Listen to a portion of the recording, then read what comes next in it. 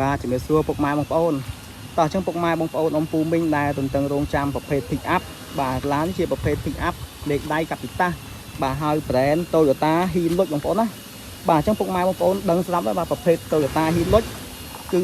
ជាប្រភេទឡានដែលធន់ពេញនិយមកម្លាំងខ្លាំងបងប្អូនណា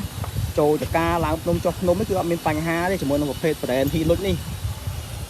បាទឡាននេះឆ្នាំ1999បាទពុនផ្លូវតែ200000ទេទំហំស៊ីឡាំងវា2800បាទឈៀក2026បាទធានាឯកសារគ្រប់មានពុនត្រឹមត្រូវបងប្អូនណា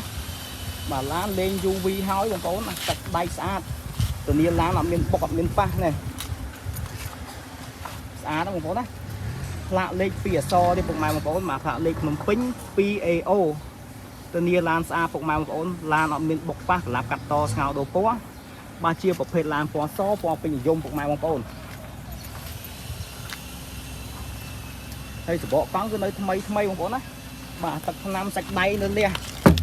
អែមនេះពុកម៉ែបងប្អូនអែមតែម្ដង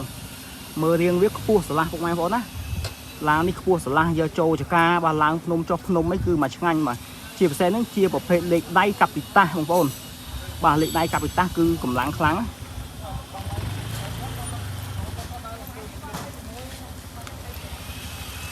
បាទយើងមើលត្រង់ខាងក្រោយក៏ស្អាតដែរអត់មានលមាក់លមួយទេស្អាតណា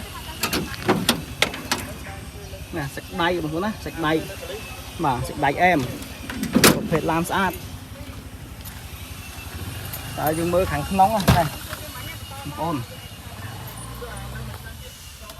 ខាងក្នុងស្អាត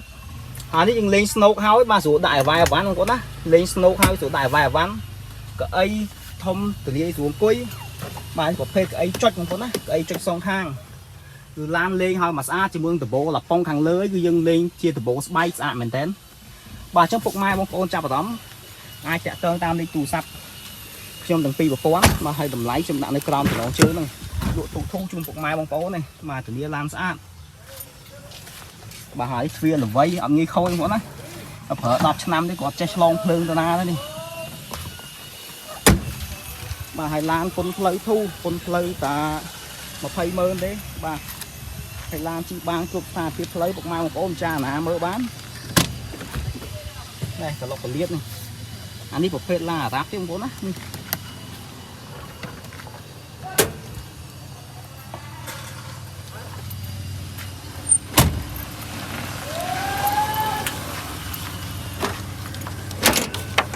ហើយយើងមើលផ្នែកខាងក្នុងបងប្អូន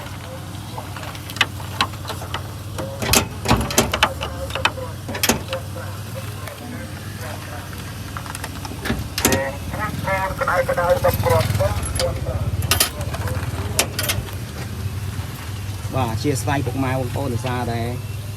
ដៃមួយបាទហើយកដាថ្ងៃត្រង់មករឿងក្តៅចឹងប៉ះដបោមកលាកហ្មងបាទ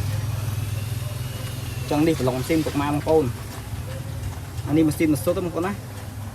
បាទគួយនៅល្អនៅប្រើបានតោះចឹងពុកម៉ែបងប្អូនបានឃើញវីដេអូនេះហើយតាក់ទងមកពិចារណាបាត់